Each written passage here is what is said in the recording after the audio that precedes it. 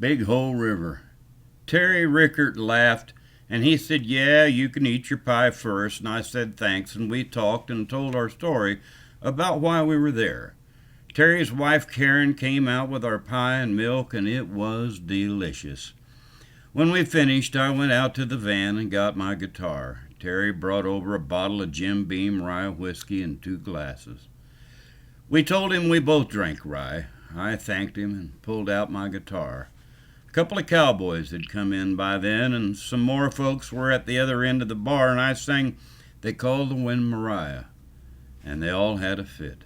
Then I performed Yukon Tim and Night Rider's Lament. They clapped and we drank, and by then a few more cowboys strolled in. I was getting tuned up now, and the old man was too, and Terry's wife Karen was sitting next to Gene and was hanging on every word I sang. We sure had fun that night, and Terry said, "There's RV hookups, fellas, right behind the building. Mountain John, pull that rig around and stay.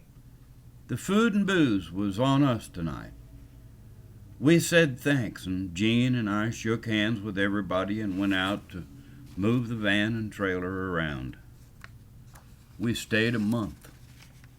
What a great place and a fine time we had. We saw all of the back roads and the battlefield where Chief Joseph had brought his people through, and all of Terry's favorite spots. It was a great time. I sang 2 or 3 nights a week, and we got fatter and fatter. And at the end of the month, we left going east and south toward the Bighorn Mountains of eastern Wyoming. We made it to Buffalo, Wyoming, and headed west over the Bighorns. The van started acting up the higher into the mountains we drove. A couple of times it just died. We pulled into a place at about 10,000 feet to get gas. It was called the Meadowlark Resort. The van died at the pump. I got my guitar and walked in the door, and the bartender said, "May I help you?" I said, "Yes, I'm Mountain John, and our van just broke down at your gas pump, and I came in to tell you I'll be singing for you tonight." And I pulled out my guitar and sang. The man said, "We've got free RV hookups out back.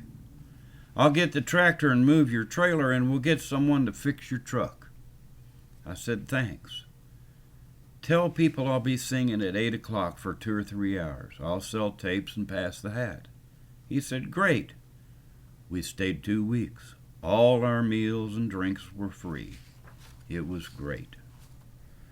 From "Kiss My Tits, I'm Comin'" to the Big Hole River song, which to this day is Big Gene's favorite, I kept writing and telling my story in poetry and music form as we drank, ate, and laughed and cried from mountain range to mountain range.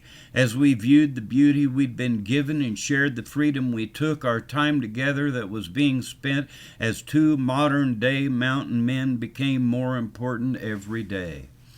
The friendship and the lessons we shared from 2 completely different lifestyles unfolded a common bond that neither of us had ever experienced.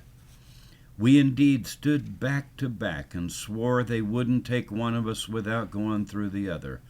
No matter what we did, no matter where we went, we were constantly covering for the other without even thinking about it.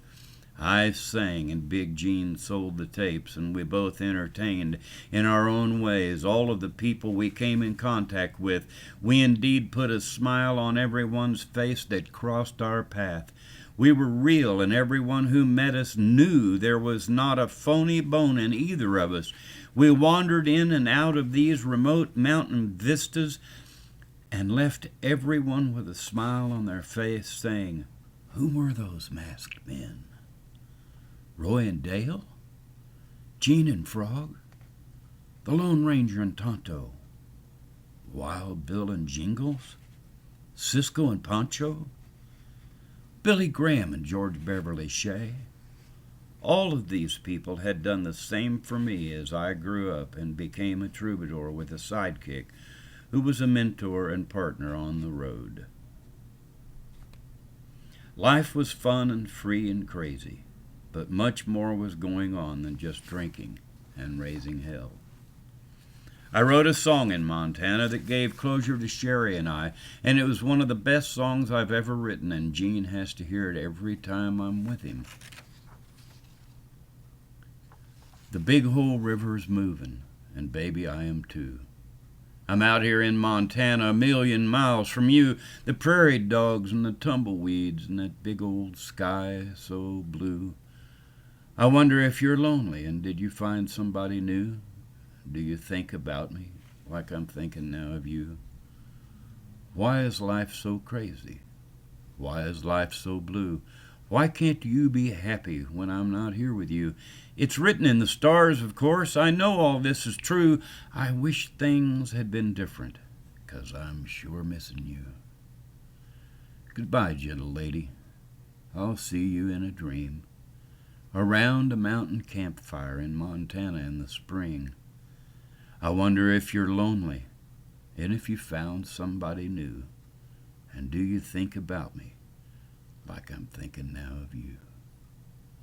The Big Hole River's moving, and baby, I am too. I'm out here in Montana, 1,000,000 miles from you. The prairie dogs and tumbleweeds, and that big old sky so blue. Ah, the highway calls my name each night, and I have thoughts of you.